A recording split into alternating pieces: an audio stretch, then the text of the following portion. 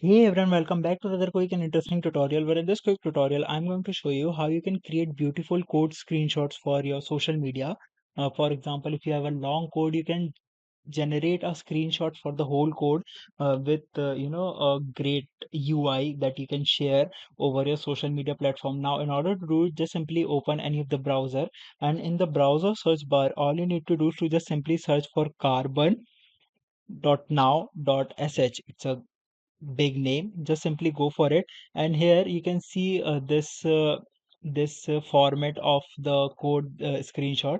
Here you can just simply upload your code, and this website will export that particular image format for you that you can use to share yours over your social media, and that will be very useful for you.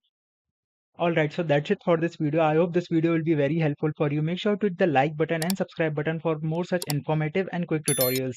See you in the next one. Take care.